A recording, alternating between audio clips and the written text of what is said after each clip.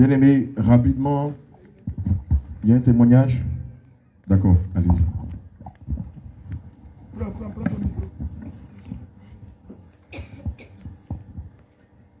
Shalom, shalom. Je voulais rendre un témoignage. C'est l'homme de Dieu a dit ça. Enfin, Abraham, il a déjà parlé de ça. Dans les églises, avoir l'âge où les femmes se mettent à la chair pour prêcher. Vraiment, vous dites que moi, j'ai vécu le cas. Alléluia. Amen. Avant de connaître l'église Jésus revient, j'étais dans les églises à l'âge. Et vraiment là-bas, j'ai dirigé une église comme les hommes le faisaient. Alléluia. Amen. Vraiment, j'ai prêché derrière la chair. Et je faisais la délivrance. Et j'ai même suivi des cours pour être pasteur. Et vraiment, le Seigneur Jésus qui m'aime, vraiment m'a fait sortir de là-bas. Il faut dire que quand je prêchais, vraiment, l'esprit de Jézabel était en moi. Même dans mon foyer, ça n'allait pas. Et mon mari et moi, quand il y a des discussions, je lui dis que ceux même qui me respectent là, est-ce que toi, tu peux te mesurer à eux?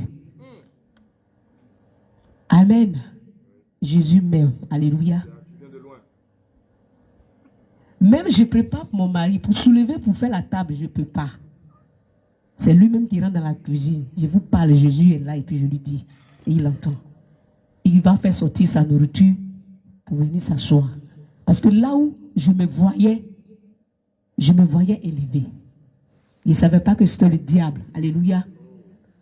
Mais le Seigneur, dans son amour, vraiment, il m'a levé là-bas. En tout cas, je me suis promenée un peu partout. Et que je suis arrivée dans une église.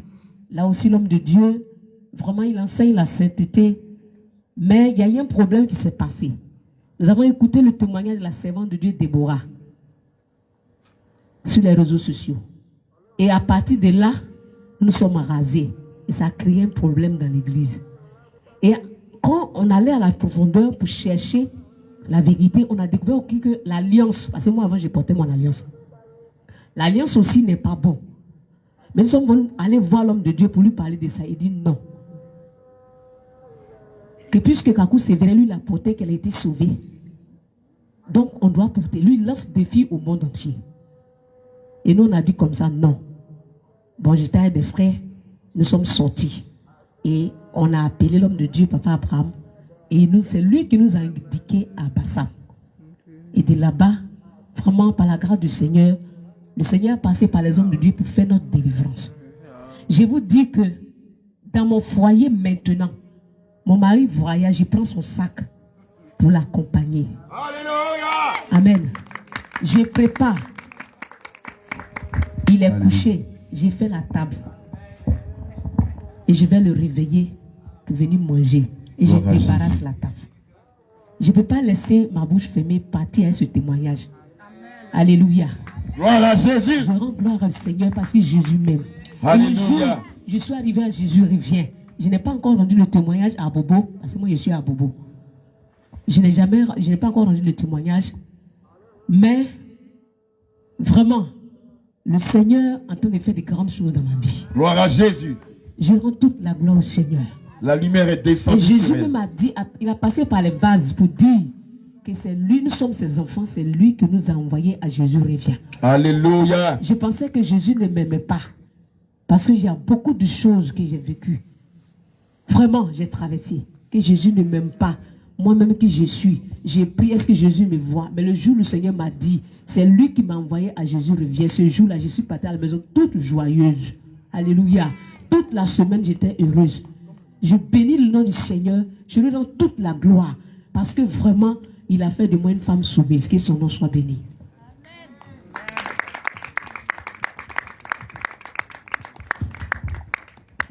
Alléluia.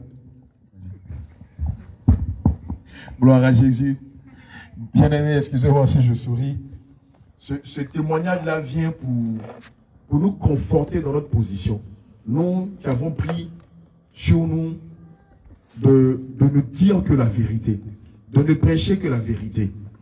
Je remarque que certaines personnes sont encore hésitantes, se posent des questions. Est-ce qu'il faut aller aux eaux du baptême? Est-ce qu'il faut rentrer dans les rangs? Est-ce qu'il faut s'aligner à Jésus revient? Je le dis et je le répète, tout ce que nous enseignerons et tout ce que nous enseignons a pour fondement la parole de Dieu. Tout ce que nous enseignons a pour fondement la parole de Dieu. Gloire à Jésus. Amen. Et à un seul but, préparer l'église de Jésus pour le ciel, pour l'avènement de Jésus. Alléluia. Voici le but pour lequel nous travaillons pour le Seigneur Jésus-Christ. Alléluia. Évidemment, si vous marchez dans la saine doctrine, Dieu lui-même se chargera de vous donner les bénédictions terrestres. N'a-t-il pas dit dans sa parole, selon le livre de Psaume 37, au verset 4, « Fais de l'Éternel tes délices, et il te donnera ce que ton cœur désire. » N'a-t-il pas dit dans Matthieu 6, 33, « Cherchez premièrement les choses du royaume et la justice de Dieu, afin que tout le reste vous soit donné. » Bien-aimé, toi-même, tu n'es pas fatigué de dire, tu n'es pas fatigué d'entendre que tu vas te marier. Tu n'es pas fatigué d'entendre, tu vas voyager, tu vas réussir. Amen. Pendant qu'on te prêche ça, pendant que les gens te prêchent ça, eux ils grossissent. Mais toi, tu es toujours maigre. Alléluia. Eux grossissent. Mais toi, tu maigris de plus en plus. Tu n'as pas remarqué que c'est une marmaille spirituelle? Tu n'as pas remarqué que les gens sont en train de te marmailler? Bien-aimé, réveille-toi, viens voir le ciel, je t'en prie. Viens voir le ciel. Il y a beaucoup de choses au ciel que sur la terre. Viens voir le ciel. Il ne faut pas te laisser avoir par les gens. Il ne faut pas te laisser désabuser. Le diable utilise toutes sortes de moyens pour tromper les enfants de Dieu. Et l'un des moyens par excellence qu'il utilise, malheureusement, c'est la religiosité. C'est la religiosité. On n'a qu'à voir l'attitude de tous ceux que nous avons reçus ici pour comprendre qu'ils sont plus religieux que chrétiens. Et je veux rappeler à quelqu'un que Dieu ne vient pas chercher des membres d'une église. Amen. On entend des gens qui disent, non, moi, il ne faut pas parler de mon église. Non, moi, je suis des AD. Moi, je suis témoin de Jéhovah. Moi, ici, catholique. Non, moi, ici, Kakou Philippe. Moi, ici, Bonamis. Et, mon bien-aimé, Jésus. Jésus. Il est évident. Jésus, il se fout royalement de ces religions-là. Ce n'est pas l'église AD, église catholique, témoin de Jéhovah, méthodiste que le Seigneur vient chercher. Ce sont des personnes qui ont gardé la parole de Dieu dans leur cœur et qui l'ont mise en application. Ces personnes-là s'appellent des saints. Alléluia. Et donc toi qui marches conformément à la parole de Dieu, toi qui as abandonné tes mauvaises voies, toi qui as abandonné ta mauvaise nature, toi qui as recherché le baptême du Saint-Esprit, toi qui l'as gardé jusqu'à ce que la trompette sonne, c'est toi que le Seigneur viendra chercher. Mais si tu es adepte d'une église et non pas disciple de Jésus, le Seigneur ne viendra pas te chercher. Parce que malheureusement, nous sommes dans une dynamique où, dans nos églises, les pasteurs font des adeptes ou des membres de leur église. Donc, ils sont plus membres de leur église que fidèles de Jésus. Ils sont plus adeptes de leur gourou que des saints. Alléluia. Amen. C'est pourquoi le Seigneur recommande dans le processus de la saine doctrine que nous nous fassions baptiser. Alléluia. Je me rappelle à quelqu'un que le baptême fait partie de la clé qui donne le ciel. Et donc, si tu n'es pas baptisé, tu ne peux pas aller au ciel. Alléluia. Oui, le cas du brigand à la croix est une exception. Mais toi, tu ne vas pas vivre comme tu veux et puis te dire, bon, si le brigand est à la croix sans baptême, moi aussi je vais attendre au jour de ma mort. Et tu sais comment tu mourras? Tu sais dans quel contexte tu mourras? Il y a des gens qui sont morts en une tierce de seconde. C'est fini, ils sont morts. Ils n'ont même pas eu le temps de dire, Seigneur Jésus, je te prie de me pardonner mes péchés. Aujourd'hui, je t'accepte comme mon Seigneur, mon Sauveur. Paf, la mort les a emportés. D'autres, ils se sont amusés durant toute leur existence. Le chaud, les femmes, la boisson, l'alcool, les maquis, les bois de nuit. Et puis, quand la maladie est arrivée, le diable lui-même a fermé leur bouche. Alléluia. A fermé leur bouche. Or, Romains 10, verset 9 dit que c'est en confessant de la bouche qu'on parvient au salut. Bon, si tu n'as pas le temps de te repentir verbalement, de confesser Jésus verbalement, comment Dieu va entrer dans ton cœur et t'accepter dans son royaume? C'est pourquoi pendant que tu es vivant, tu dois réellement t'attacher au commandement et au précepte du Seigneur Jésus. Alléluia. Gloire à Jésus. Bien aimé, la première question qu'on va se poser, c'est celle-ci. Qu'est-ce que le baptême? Alléluia. Qu'est-ce que le baptême? Quand on est pris dans le livre de 1 Pierre 3, verset 21. C'est quoi le baptême? C'est quoi le baptême? Alléluia. 1 Pierre 3, verset 21. C'est quoi le baptême? C'est quoi le baptême? Tout le monde parle de baptême. Moi, je suis baptisé. Le mercredi, quand on était en train d'évangéliser au marché, il y a une jeune dame catholique qui était en train de menacer le pasteur Jacques.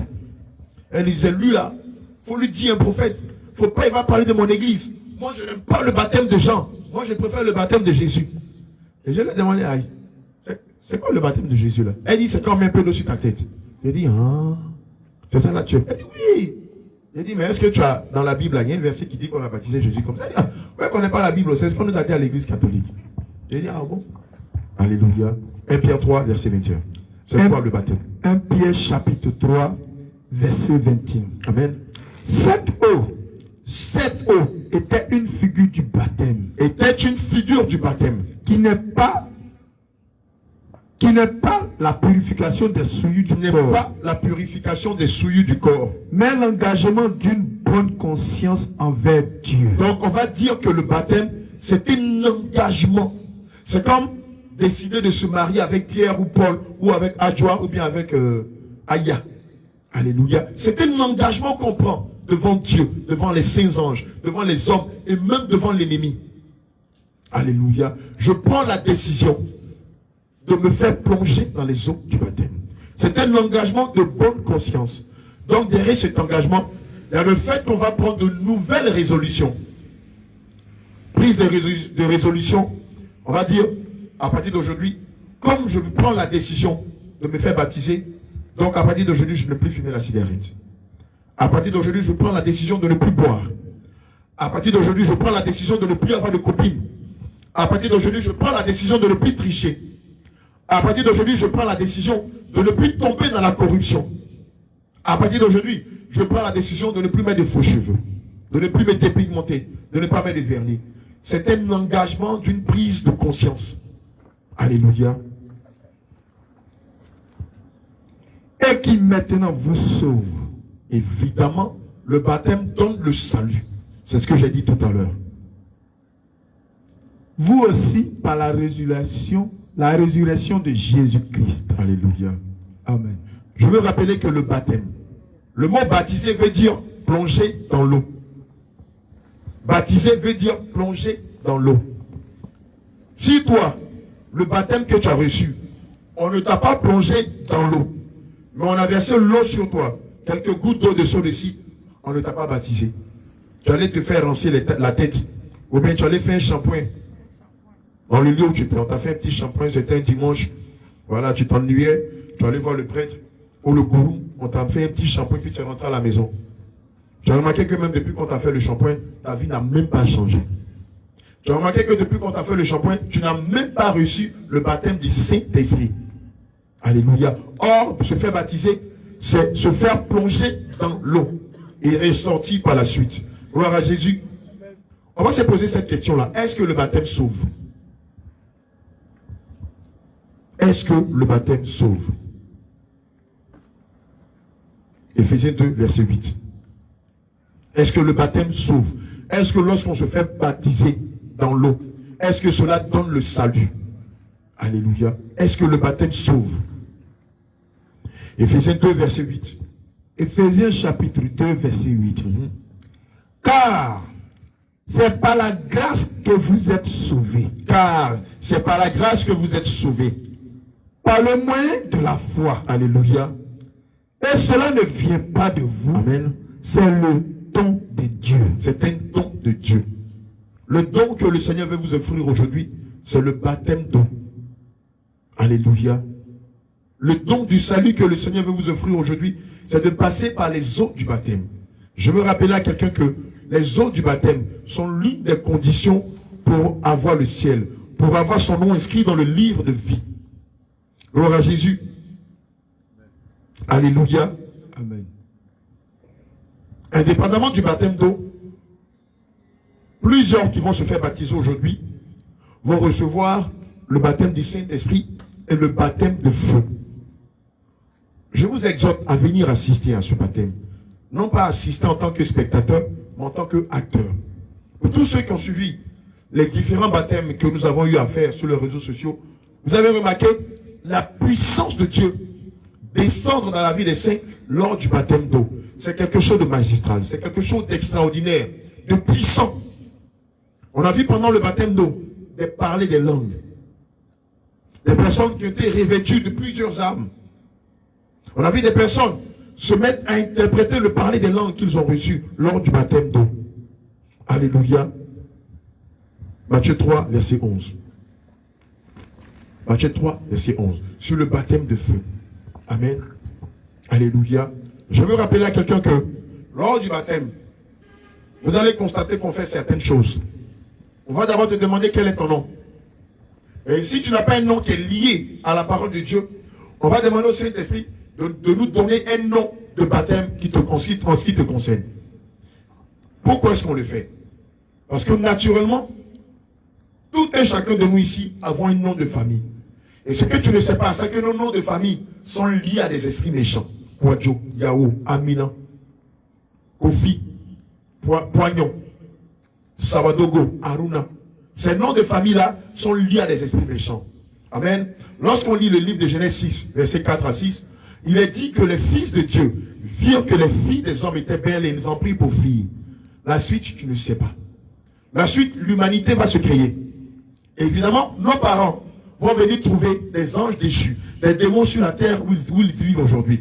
Et ce sont ces anges déchus-là qui vont leur donner des noms. Des noms que nous portons jusqu'à aujourd'hui. Noms que nous avons depuis des millénaires. Évidemment, chaque nom est lié à un ange déchu, à un démon. Alléluia. Évidemment, si ton nom n'est pas changé, le destin maléfique qui va de père en fils depuis des années va continuer de se répercuter sur toi.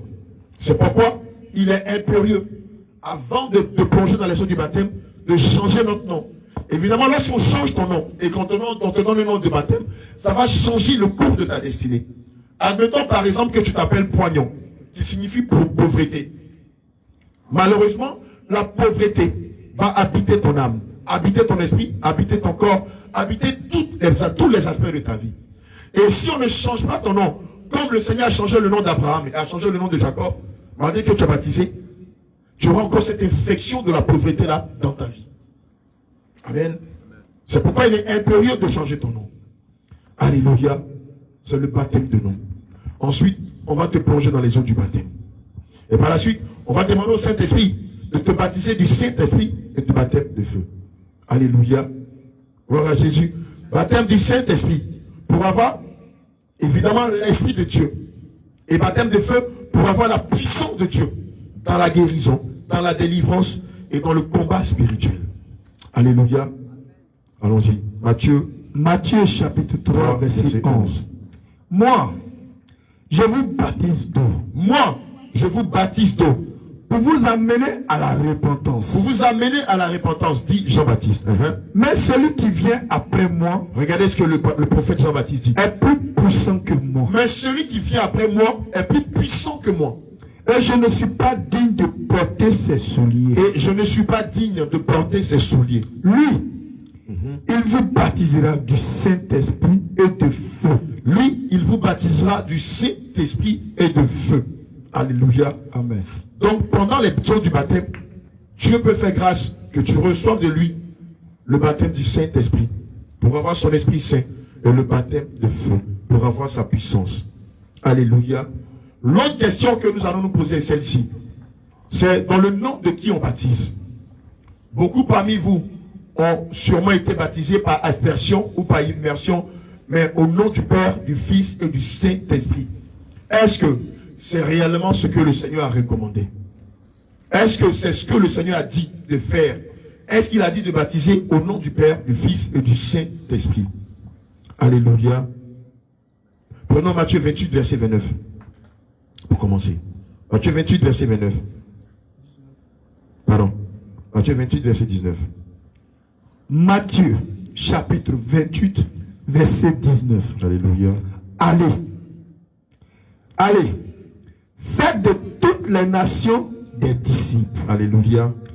les baptisant au nom du Père, du Fils et du Saint-Esprit. Et les baptisant au nom de... Du Père, Alléluia. du Fils et du Saint-Esprit. Les baptisant au nom du Père, du Fils et du Saint-Esprit. Si tu as une carte dentée, prends-la. On va voir quelque chose. Si tu as ta carte dentée sur toi, prends-la. On va voir comment s'appelle ton papa, comment s'appelle ta maman. Fais sortir ta carte dentée, puis regarde. Regarde sur ta carte dentée. Le nom de ton papa, ils ont mis qui? Regarde sur ta carte dentée, mon bien-aimé. Le nom de ton père, ils ont mis qui? C'est papa. Ton papa s'appelle papa. Et ta maman, comment elle s'appelle? Maman. Bien-aimé, vous voyez que c'est absurde, non?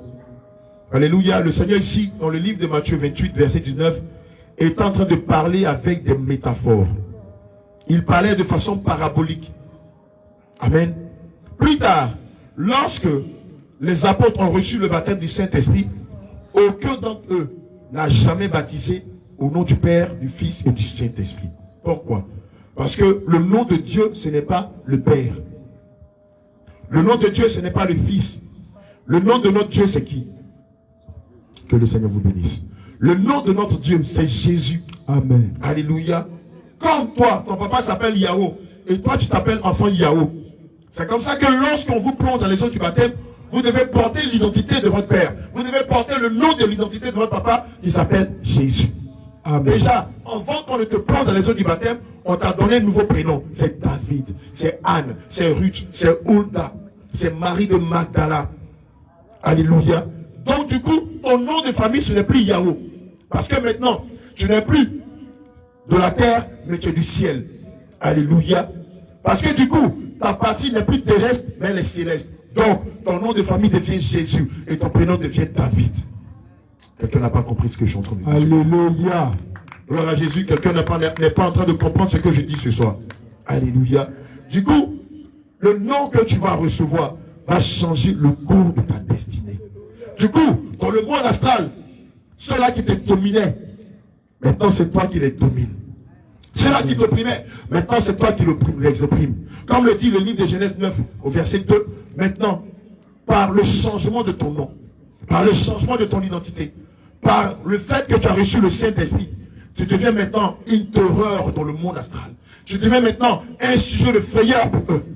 Et maintenant au ciel, on te reconnaît. Lorsque tu pries, ta parole, ta prière devient comme du feu ou comme d'une fumée qui monte jusque dans le troisième ciel et qui finit par arriver, par exister, par s'accomplir dans ta vie.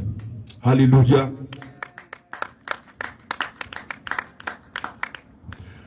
Au nom de qui on baptise? On va le voir dans le livre de Actes 2, verset 41. Prenons Actes 2, verset 38 pour commencer. Actes chapitre 2, verset 38. Alléluia.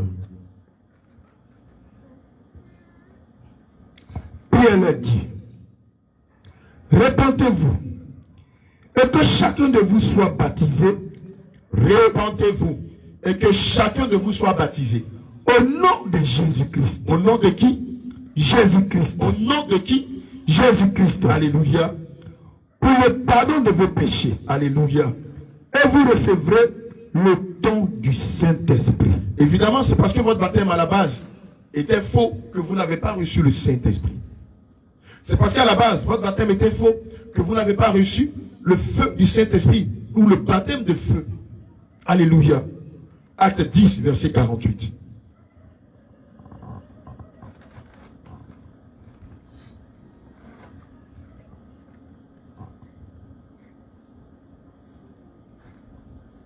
Acte 10, verset 48.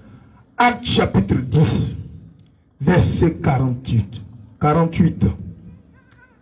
Et il ordonna qu'il fût baptisé au nom du Seigneur.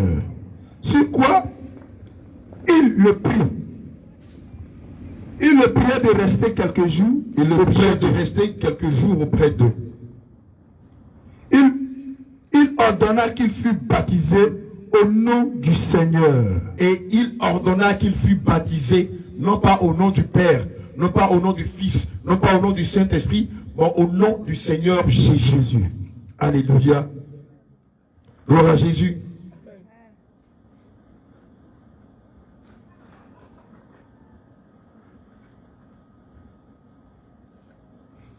Gloire à Jésus. Amen. Je donne un dernier verset. Acte 22, verset 16.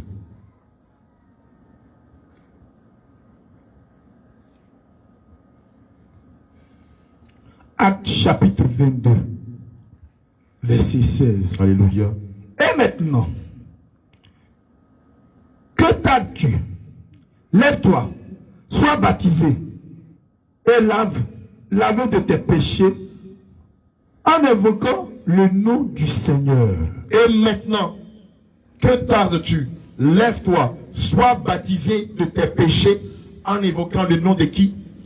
Du Seigneur Jésus. En évoquant le nom du Seigneur Jésus. Alléluia. Gloire à Jésus. L'autre question qu'on va se poser est celle-ci. Est-ce que c'est obligatoire de se faire baptiser? Est-ce qu'en tant que chrétien, on est tenu de se faire baptiser? Est-ce que c'est une obligation pour nous de passer par les eaux du baptême? Acte 19, verset 1 à 5. Acte 19, verset 1 à 5. Est-ce qu'il est obligatoire pour tout chrétien de passer par les eaux du baptême? Acte chapitre 19, verset 1 à 5. Pendant qu'Apollos était à Corinthe, Paul, après avoir parcouru les hautes provinces de l'Asie, arriva à Éphèse. Alléluia. Ayant raconté quelques disciples, il a dit: avez-vous reçu le Saint-Esprit quand vous avez cru? Avez-vous reçu le Saint-Esprit lorsqu'on vous a baptisé? Il répondit. Tout le monde a tendance à dire: je suis chrétien, je suis chrétien. Mais dès qu'on demande: est-ce que vous avez reçu le Saint-Esprit? Beaucoup demandent: c'est quoi? Comment on le reçoit? D'autres disent: non, on a versé un peu d'eau sur ma tête. C'est ce que la jeune dame me disait avant-hier. Oui, j'ai reçu le Saint-Esprit. Et lorsque je lui ai demandé: mais comment tu as reçu le Saint-Esprit? Elle m'a dit: non, le prêtre a versé un peu d'eau sur ma tête. Ça m'a fait rire. Je lui ai dit: mais tu ne peux jamais recevoir le Saint-Esprit par un baptême d'aspersion. Or, le Seigneur veut que nous soyons fils et filles de Dieu. Amen. Et sans le Saint-Esprit, nul ne peut dire qu'il est fils de Dieu. Amen. Sans le Saint-Esprit, tu ne peux même pas prétendre que tu es chrétien. Non. Amen. Sans le Saint-Esprit, il y a des messages que tu es religieux. Alléluia. Tu es païen. Amen. C'est parce que je suis le fils de M. Cablan que je m'appelle Cablan. C'est parce que je suis la fille de Mme Yapo que je m'appelle Yapo. C'est parce que je suis la fille de Korotoum que je m'appelle Korotoum. Mais si je dis que je suis fils de Dieu et que je n'ai pas son Esprit Saint, je me mens à moi-même. Amen. Gloire à Jésus. Alléluia. Tu peux continuer. Avez-vous reçu le Saint-Esprit Avez-vous reçu le Saint-Esprit quand vous avez cru? Alléluia.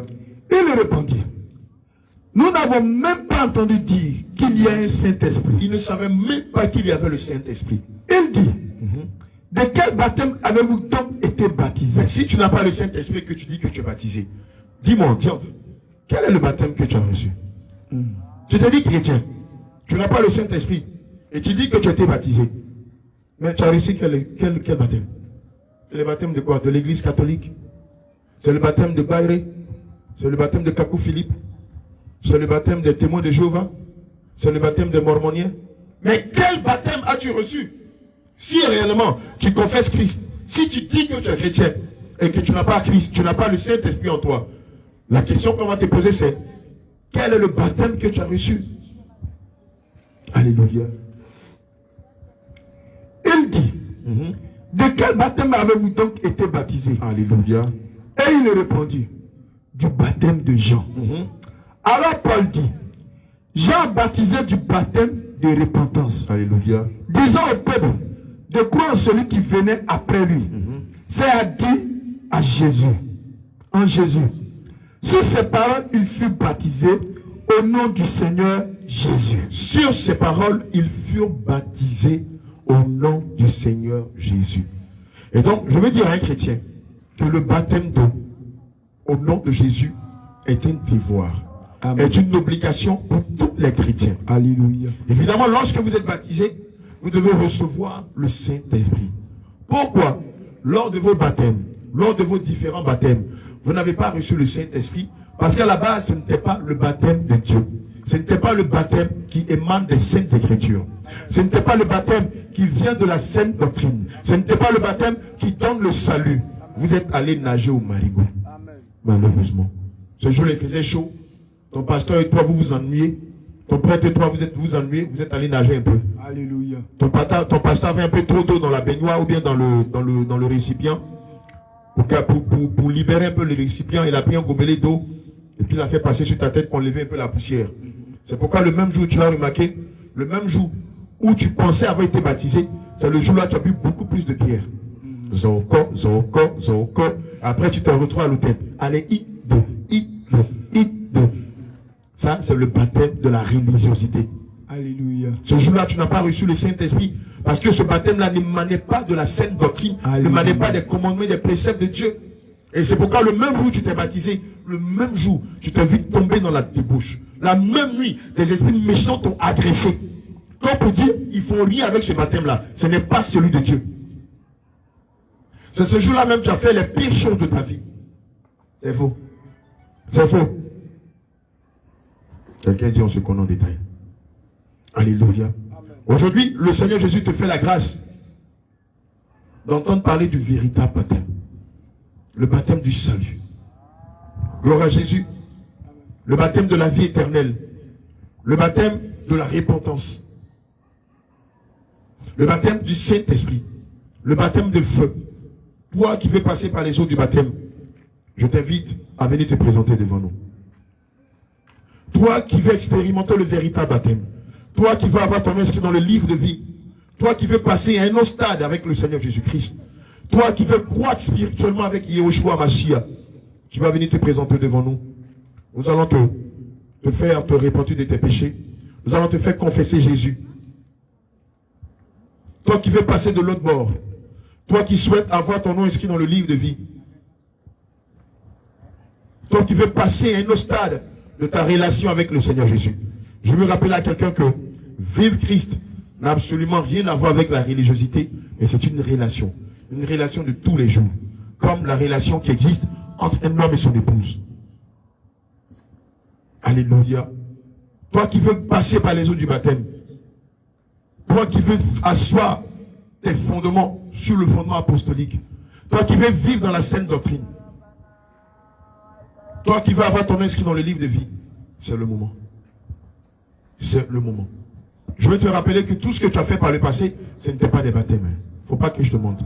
Ce que tu as fait par le passé ne donne pas le salut. Et si tu meurs avec, tu ne verras pas Dieu. Si tu es d'accord avec l'évangile que nous t'avons prêché, si tu es d'accord avec la puissance qui est sortie de nous, si ton cœur reconnaît que ça vient de Dieu, et que tu ne reconnais pas ce baptême, il y a problème. Il y a problème. Alléluia. Je veux te rappeler que lorsque l'eunuque éthiopien a rencontré Philippe, ils n'ont pas fait de coup de baptême. Il n'y a pas eu de coup de catéchèse. Ça vient du monde. Ça vient de la religiosité.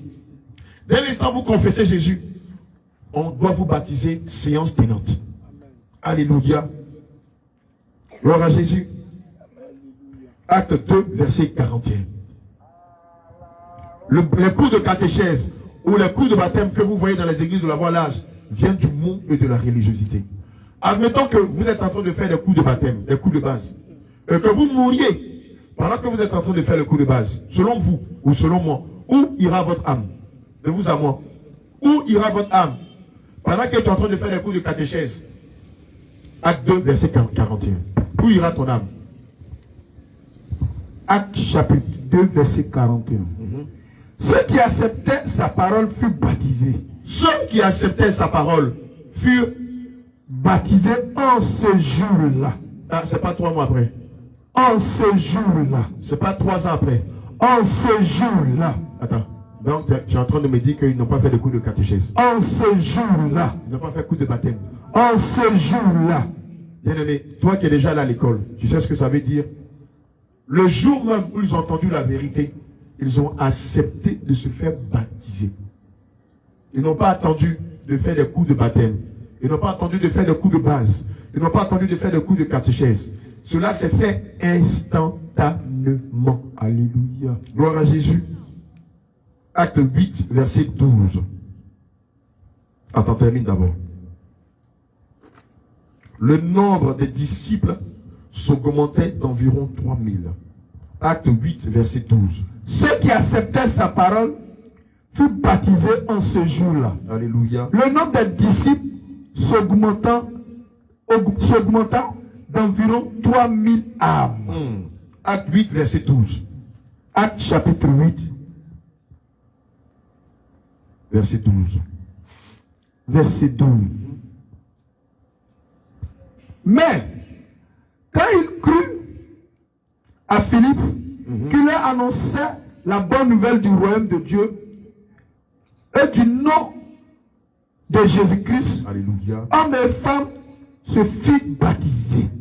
Après avoir fait quelques mois de coups de baptême, Hommes et femmes se firent baptiser. les Écritures disent, mais quand ils crurent à Philippe, qui leur annonçait la bonne nouvelle du royaume de Dieu, et au nom de Jésus-Christ, hommes et femmes se firent baptiser.